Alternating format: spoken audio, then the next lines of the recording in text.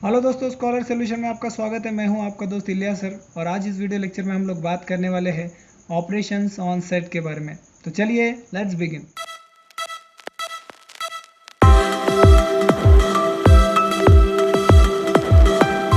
तो दोस्तों, operation on set में सबसे पहले चीज़ देखेंगे वो है intersection of two sets. Suppose A and B are two sets, then all the elements which are common in set A and set B are said to be the intersection of two set and it is denoted as A intersection B. ये जो symbol है ए और B के बीच में, इसको intersection पढ़ेंगे, it is rated as intersection. Example लेते हैं। For example A is equal to 1 2 3 4 5 and B is equal to 1 5 7 8 9।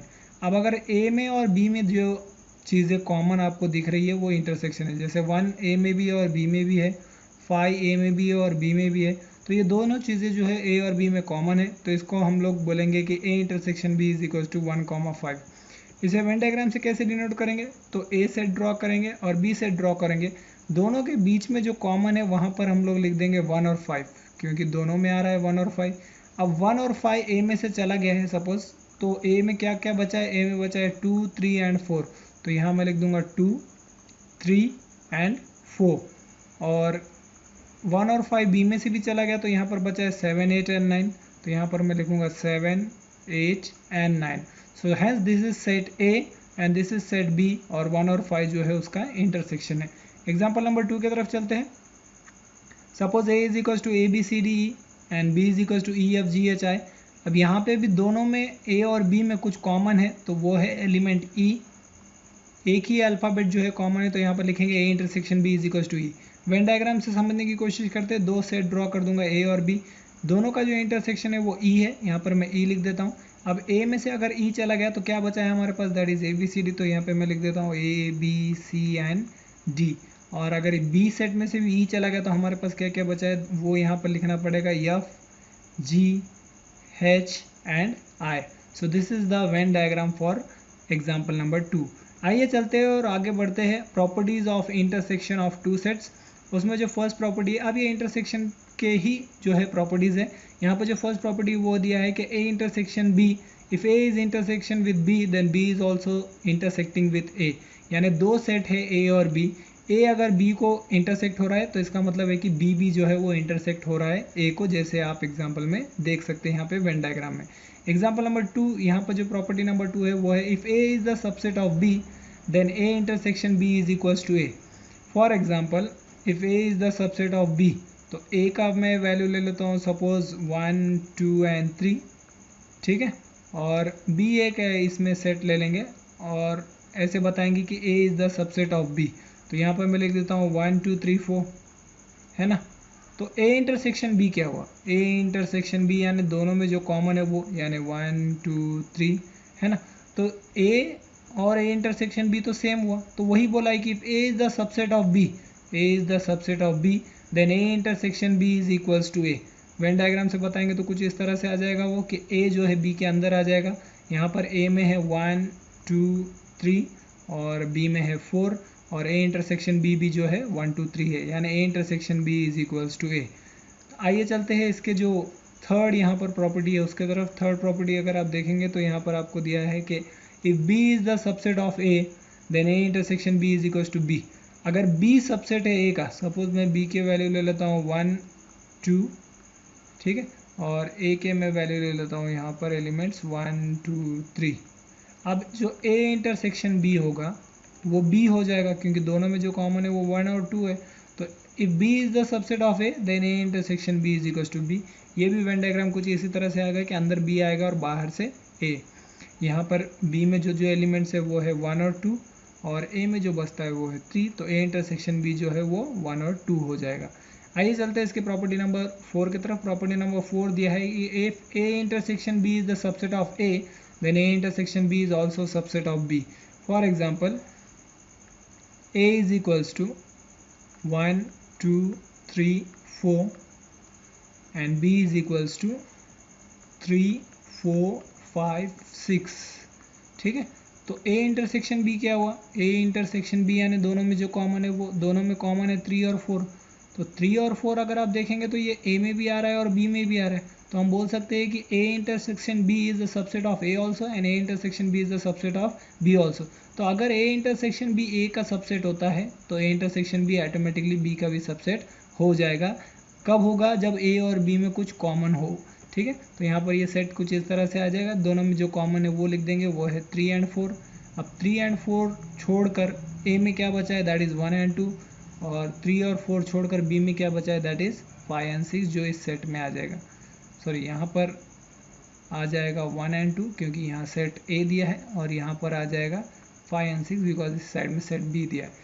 इसके जो नेक्स्ट प्रॉपर्टी है उसकी तरफ चलते हैं। Property number 5। प्रॉपर्टी नंबर 5 अगर आप देखेंगे तो यहाँ पर दिया है A intersection A dash is always equals to empty, यानी ए और ए डैश में जो भी एलिमेंट्स रहेंगे वो हमेशा एम्प्टी ही रहेगा। जैसे फॉर एग्जांपल यूनिवर्सल सेट लेता हूँ 1 2 3 4 5, ए सेट इसमें लेंगे ए इज इक्वल्स टू 1 2 3। ठीक है, तो ए डैश क्या क्या बचा है, ए डैश मीन्स जो ए में ना हो पर यूनिवर्सल सेट में हो, दैट इज़ 4 एंड 5। ठीक है, तो अब ये दोनों में कुछ कॉमन है क्या, ए और ए डैश में? तो इसमें तो कुछ भी कॉमन नहीं है, तो बस वही बोला है कि ए और A intersection with A dash is always equals to empty. A और ए डैश के बीच में कुछ भी इंटरसेक्शन नहीं आएगा, यही हमको प्रॉपर्टी दिया गया है। लास्ट प्रॉपर्टी की तरफ चलते जो है प्रॉपर्टी नंबर 6। यहाँ पर आपको बोला है A intersection with A is always equals to A. For example A is equals to 1 2 3। ठीक है, अब ये और एक अगर सेट ए ले लोगे ऐसे ही, तो ये 1 2 3 और 1 2 3 तो सेम हुआ, तो A intersection with A is always A and A intersection with empty is always equals to empty, कि अगर ए एम्प्टी के साथ मिल जाएगा तो वो भी क्या हो जाएगा, एम्प्टी हो जाएगा। सो this is the Venn diagram for this. Empty set तो हम लोग यहाँ पर नहीं बता सकते, तो this is the Venn diagram for this. आइए चलते हैं और देखते हैं नेक्स्ट जो हमारा operation on set है, that is disjoint set. Suppose A and B are two sets, and if set A and B don't have any element in common, they are said to be disjoint set. For example, A is equals to 2 4 6 8 10 and B is equals to 1 3 5 7 and 9. अब इन दोनों में अगर आप देखेंगे तो कुछ भी common नहीं है, सेट A और सेट B में आपको कुछ भी कॉमन नहीं दिख रहा होगा, तो इनका जो इंटरसेक्शन रहेगा वो एम्प्टी रहेगा और इसे बोला जाएगा डिसजॉइंट सेट।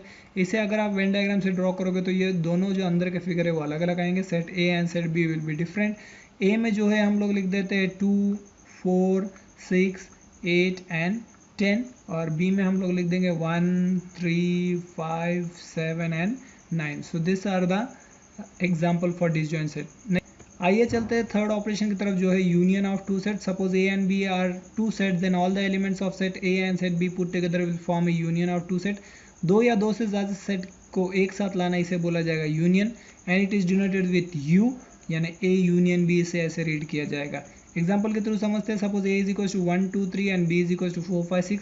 अब ए के और बी के सारे एलिमेंट्स अगर आप एक जगह लेते हैं तो वो यूनियन बन जाएगा। For example A union B is equal to 1 2 3 4 5 6, यानी हमने क्या किया है, ए के और बी के सारे एलिमेंट्स एक साथ लाए हैं तो वो यूनियन बन जाएगा। इसे वेन डायग्राम से शो करेंगे तो कुछ इस तरह से आ जाएगा कि ए में आ जाएगा 1 2 एंड 3 और बी में आ जाएगा 4 5 एंड 6। एग्जाम्पल नंबर 2 की तरफ चलते हैं। यहाँ पर एग्जाम्पल नंबर 2 दिया है, A is equal to 1 2 3 and B is equal to 2 3 and 4। तो यहाँ पर जो यूनियन है, अब इसमें जो 2 और 3 कॉमन आ रहा है ये हमको बार बार लिखने की जरूरत नहीं, वो एक ही बार लिखा जाएगा। तो A union B is equal to 1 2 3 and 4। तो वेन डायग्राम कुछ इस तरह से आएगा कि ए में आपको आ जाएगा 1, क्योंकि 2 और 3 तो कॉमन है, तो 2 और 3 मैं लिख देता हूँ बीच में, तो ए में बचा 1 और बी में बचा 4। So this is the Venn diagram for the example number 2। आइए चलते हैं आगे और देखते हैं the number of elements in a set. Let A be a finite set, then the number of elements in set A is denoted as n in bracket A. यानी अगर set ए एक फाइनाइट सेट है और उसके elements हमको read करना है तो कुछ इस तरह से रीड करा जाएगा कि n इन ब्रैकेट ए, यानी number of elements in A. For example A is equal to 2 4 6, तो इसमें कितने एलिमेंट्स है, कितने नंबर ऑफ एलिमेंट्स है वो देखेंगे, तो 1 2 and 3। So number of elements in A is equal to 3। For example P is equal to AEIOU, तो इसमें कितने एलिमेंट्स देखते हैं, तो 1 2 3 4 एंड 5। तो हम लोग लिखेंगे therefore number of elements in P is equal to 5। Formula एक बन जाएगा इससे, यहाँ पर नंबर ऑफ एलिमेंट्स का एक फॉर्मूला है, वो है number of elements in A union B is always equals to number of elements in A plus number of elements in B minus number of elements in A intersection B। ये बहुत important formula है जो आपको आगे 1.4 में काम आएगा, इसे याद रखिए। तो दोस्तों आज की वीडियो में इतना ही। उम्मीद करता हूँ आपको ये वीडियो पसंद आया होगा। अगर आपके कोई क्वेरी है, कोई सजेशन है तो आप हमारे कमेंट बॉक्स में लिखिए, मैं उसे ज़रूर रिप्लाई करने की कोशिश करूँगा। मिलते हैं आपसे एक नए वीडियो में। टिल देन दिस इज इलिया sir signing off. Take care.